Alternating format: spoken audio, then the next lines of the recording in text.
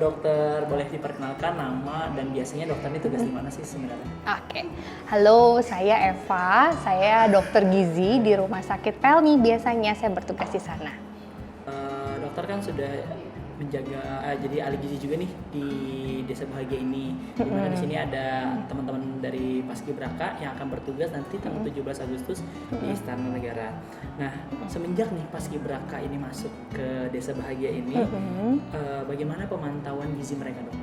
Oke, jadi yang pasti tugas saya di sini adalah memastikan adik-adik Paskibraka ini mendapatkan kalori yang cukup.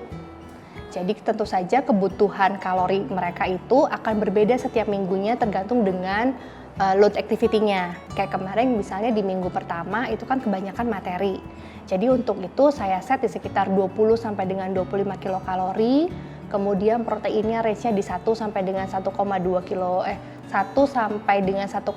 gram per kilogram berat badannya. Di minggu kedua dan seterusnya saat latihan fisiknya sudah mulai lebih intens, tentu saja asupan kalorinya ditambah ini. Jadi sekitar bisa 30 sampai dengan 40 kilokalori per kilogram berat badannya, dan proteinnya juga diset untuk naik di sekitar targetnya 1,2 sampai dengan 1,5 gram per kilogram berat badan.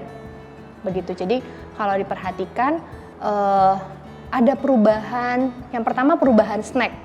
Karena saya lihat di minggu pertama itu asupan seratnya masih sangat kurang sekali, dan kemudian pemilihan kalorinya juga cenderung yang tinggi kalorinya ya. Jadi untuk target 20 sampai 25 kilokalori itu kita kurang dapat tuh di situ. Tapi masuk di minggu kedua sudah mulai ada perbaikan, sudah ada penambahan juga untuk lauk hewaninya, penambahan juga untuk lauk hewaninya itu di snacknya, seperti itu. Baik, dok. Oh, tidak lupa cairan ya. Kita kan selalu ada pos minum, sama sudah ada juga ini ya untuk yang minuman elektrolit, ya kan? Kalau mereka habis latihan di lapangan. Jadi cairan pun harus dipikirkan. Gitu. Baik, dok.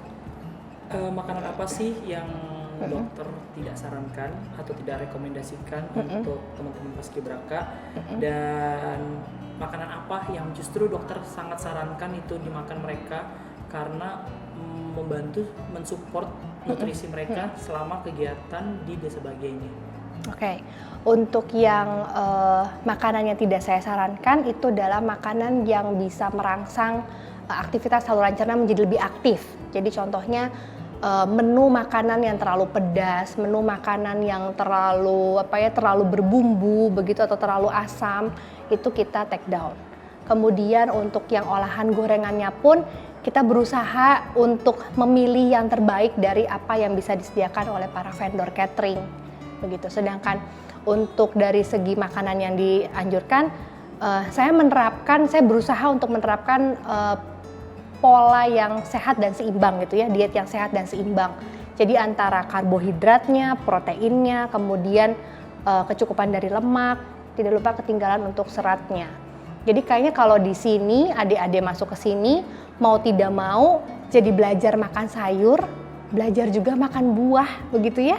Kemudian dengan keanekaragaman lauk pauk yang ada begitu. Biasanya dari awal masuk sampai sekarang ini pasti ada perubahan nih. Ada yang mungkin jadi semakin besar, berat badannya semakin menambah, atau berat badannya semakin menurun. Nah, dalam hal ini bagaimana antisipasi dokter sebagai ahli gizi untuk menanggulangi supaya adik-adik ini tetap stay, karena kan mereka sudah mengukur baju nih. Ya. Di sebelum masuk sini sudah melakukan pengukuran baju. Gimana supaya baju itu nanti ketika dipakai tanggal 17 nanti tetap pas gitu. Gitu ya. Banyak kejutan itu di minggu pertama. Jadi dari waktu awal masuk, adik-adik masuk Desa Bahagia itu kan ditimbang ya. Di minggu pertama ya banyak surprise gitu di sini. Saya rasa mungkin karena keanekaragaman mungkin ya yang disediakan. Kemudian juga kakak-kakaknya juga masih ayo semuanya habiskan begitu ya, karena sayang sama adiknya, nggak mau adiknya sakit gitu ya, jadi semua harus habis gitu. Ya karena saya lihat evaluasinya seperti itu, jadi masuk di minggu kedua, bahkan di pertengahan minggu pertama sudah ngobrol sama Ibu Deputi begitu ya, kira-kira apa nih yang bisa kita lakukan. Salah satunya adalah itu. Minggu-minggu tuh aku dapatnya ada cerita konstipasi, ada cerita penambahan berat badan. Most likely 2 ini nih yang menonjol. Jadi waktu itu ditambahkan tuh untuk yang masuk di penambahan serat, baik dengan buah, porsi sayur, kemudian juga ada beberapa kali masuk puding begitu ya. Kemudian diedukasi adik-adiknya bahwa nasinya itu jangan dihabiskan. Kalau untuk panitia kita ngobrol lagi bisa nggak gitu untuk yang pemilihan, edukasi juga untuk pemilihan snacknya, sama yang untuk berikutnya pemilihan dari menu cateringnya begitu. Nah semenjak itu lumayan ada perbaikan. Dari minggu kedua ke minggu ketiga saya rasa udah mulai masuk aktivitas fisik, sudah mulai kelihatan nih polanya. Kemudian karena kerjasama juga yang baik gitu ya dari panitia, kemudian juga dari vendor cateringnya, seems terkontrol nih. Nah yang menjadi PR adalah mereka akan keluar dari desa bahagia menuju desa bahagia berikutnya di Jakarta kan ya, di hotel. Nah itu nanti kita obrolin lagi. Dan saya juga diberikan kesempatan sesi untuk pembekalan kepada adik-adik nanti bagaimana cara pemilihan makannya supaya nanti mereka tidak naik berat badannya, karena kemarin sudah fitting toh. Kalau sudah fitting berarti cuman bisa ada kelonggaran sekitar plus minus 1 kilo, nggak bisa lebih dari itu. Begitu Kak. Baik Dok, ini untuk orang tua di sana, orang tua mereka di sana, keluarga mereka yang mereka tinggalkan lebih dari sebulan. Sebulan ya? Dari sebulan. Nah,